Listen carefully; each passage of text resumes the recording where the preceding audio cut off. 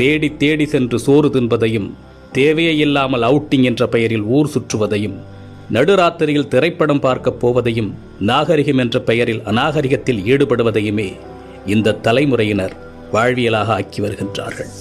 உணவு திருவிழா என்று அறிவித்தால் காசையும் கொடுத்துவிட்டு தட்டை ஏந்தி கொண்டு யாசகம் கேட்பது போல் வரிசையில் நிற்கின்றது சமூகம். பேசத் தெரியாத குழந்தைகளின் கையில் அலைபேசியை கொடுத்து அதை பெருமையாக பார்த்து ரசிக்கின்றது சமூகம். இரவு 2 மணிக்கு மிட்நைட் பிரியாணியை குடும்பத்தோடு சென்று சாப்பிடுவது கௌரவமாகிவிட்டது. நீங்கள் உங்கள் குழந்தைகளுக்கு உணவு கொடுக்கவில்லை, ஸ்லோ பாய்சன் கொடுக்கின்றீர்கள். உங்கள் தலைமுறையை மலடாக்குவதற்கு மருந்து கொடுத்து கொண்டிருக்கின்றீர்கள். பிள்ளையை பெற்ற பெற்றோர்களே, நம்மில் பலர் பிள்ளைகளை உருவாக்கவில்லை, நிறைய வருமானம் கொடுக்கும் ஜெர்சி மாடுகளை உருவாக்கி கொண்டிருக்கின்றோம். உங்களில் எத்தனை பேரின் பிள்ளைகளுக்கு அறிமுகமில்லாத ஒரு மனிதரிடம் 10 நிமிடம் உரையாடத் தெரியும்? சொல்லிக் கொடுத்திருக்கின்றீர்களா? இனி சொல்லிக் கொடுங்கள். உங்களில் எத்தனை பேரின் பிள்ளைகளுக்கு தன்னம்பிக்கைக்கும் தலைகணத்திற்கும் உள்ள வேறுபாடு தெரியும்? சொல்லிக் கொடுத்திருக்கின்றீர்களா? இனி சொல்லிக் கொடுங்கள். உங்களில் எத்தனை பேரின் பிள்ளைகளுக்கு நம் தாய்மொழியில் தமிழில் தொடர்ந்து ஒரு 5 நிமிடம் பிற மொழி கலவாமல் பேசத் தெரியும்? சொல்லிக் கொடுத்திருக்கின்றீர்களா? இனி சொல்லிக் கொடுங்கள்.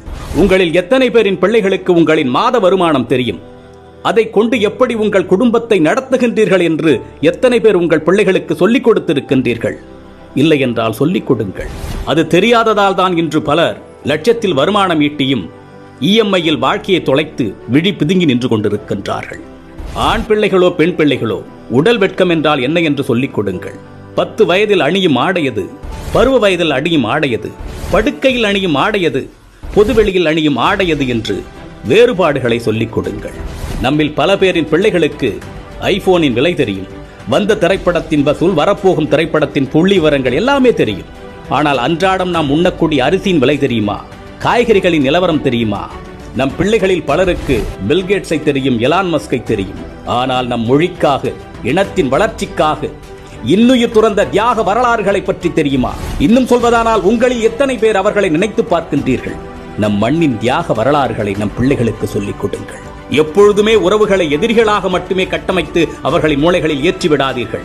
உறவுகளை ஒதுக்கத் தொடங்குங்கள் என்று அவர்களுக்கு நீங்கள் சொல்லிக் கொடுத்து விட்டால், அவர்கள் வளர்ந்து விட்ட பிறகு அவர்கள் ஒதுக்குகின்ற முதலாவது நபர் நீங்களாக தான் இருப்பீர்கள். வாழ்க்கை என்பது வெறும் கேளிக்கையும் வேடிக்கையும் பணம் ஈட்டுவதும் ஆடம்பரமும் மட்டுமல்ல, அது மன நிறைவாக வாழ்வது. அது எப்படி என்று குழந்தைகளுக்கு கற்றுக் கொடுங்கள். இந்த மனித சமுதாயத்திற்கு பெற்றோர்களாகிய நீங்கள் செய்யக்கூடிய மிகப்பெரிய கடமையே உங்கள் பிள்ளைகளை அறம் சார்ந்த பிள்ளைகளாக, அறிவார்ந்த பிள்ளைகளாக உருவாக்குவதுதான். அறிவு என்பது படித்து தெரிந்து கொள்வதல்ல, ஏடுகளில் இருந்து நாம் அறிந்து கொள்வதல்ல. நாம் கற்றுக்கொள்ளுகின்ற அத்தனையும் நமது புத்திக்குள் இறங்கி அது என்னவாக வெளிவருகின்றது என்பதை பொறுத்ததுதான் அறிவு. சிந்திக்க தூண்டுவது அறிவு. தன்னுள் எழும் கேள்விகளுக்கு தானே விடை காண்பதுதான் அறிவு. அப்படிப்பட்ட அறிவை உங்கள் பிள்ளைகளுக்கு வழங்குங்கள்.